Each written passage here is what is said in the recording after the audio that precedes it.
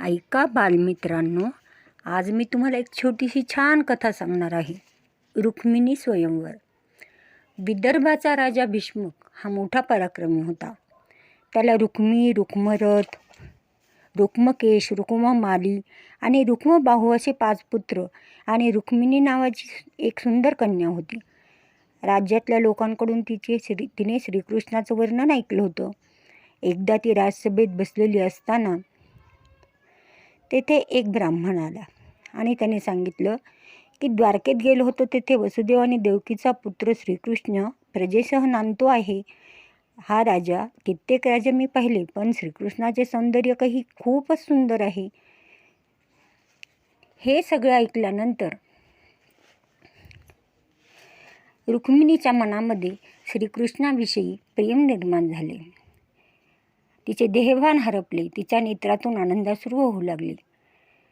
त्यानंतर काही दिवसांनी भीष्मकाने आपल्या कन्येचे स्वयंवर ठरवले. देशोदेशीच्या राजांना निमंत्रणे पाठवली. त्याच्या मनात होते की श्रीकृष्णाशीच आपल्या कन्येचा विवाह व्हावा, पण त्याचा पुत्र रुक्मी याला ते मान्य नव्हते. त्याला त्याच्या बहिणीचे लग्न हे शिशुपालाशी करायची इच्छा होती. त्यामुळे रुक्मिणी काळजीत पडली आणि तिने तर मनातून श्रीकृष्णालाच वरले होते. काय करावे तिला सुचेना. मग तिने तिच्या राजवाड्यातल्या एका ब्राह्मणाला एक पत्र लिहून दिले आणि सांगितले की हे विप्रवर, हे मी पत्र देत आहे ते श्रीकृष्णाला नेऊन द्या. मजल दर मजल करत खूपसे अंतर त्याने कापले आणि तो ब्राह्मण द्वारकेमध्ये दाखल झाला. श्रीकृष्णाने त्याचे स्वागत केले. तेव्हा ब्राह्मण म्हणाला, महाराज, मी राजा भीष्मकाची कन्या रुक्मिणीचा सेवक आहे आणि रुक्मिणीने आपल्यासाठी पत्र दिले आहे. तिचा बंधू रुक्मी हा तिचा विवाह शिशुपालाशी निश्चित करत आहे आणि ही विवाह तिथी अगदी जवळ येऊन ठेपली आहे. हे ऐकताच श्रीकृष्णाने पत्र वाचले. त्या पत्रामध्ये रुक्मिणीने लिहिले होते, मला येऊन घेऊन जा. तेव्हा ब्राह्मणाला धीर देऊन कृष्णाने त्या ब्राह्मणाला सोबत घेतले आणि विदर्भ गाठले. नंतर तिथे गेल्यानंतर रुक्मिणीने ब्राह्मणाला विचारले, माझा निरोप तुम्ही कृष्णाला दिलात का?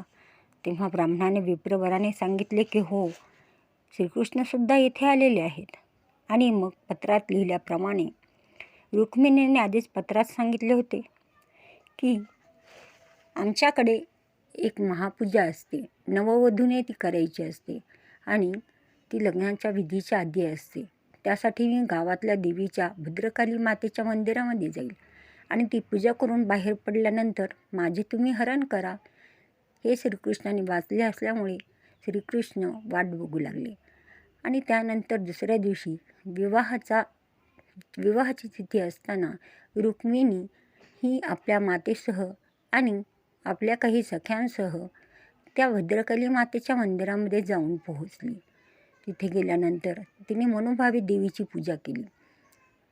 तिला स्नान घातले, नंतर पंचामृताने स्नान घातले, पुन्हा पाणी घातले, तिचे सर्वांग पुसले, तिला वस्त्र नेसवले, गळ्यामध्ये सुंदरशी माळा घालायला दिली. नंतर पुष्पहार अर्पण केला, नैवेद्य अर्पण केला आणि मनोभावे ती पूजा करू लागली. मनातून म्हणू लागली, हे भद्रकाली माते, माझा विवाह श्रीकृष्णाशीच व्हावा. असे म्हणून त्यानंतर तिने त्या मंदिराला प्रदक्षिणा घातल्या. प्रदक्षिणा घालून सखीचा हात धरून ती त्या मंदिराच्या पायऱ्या उतरत होती.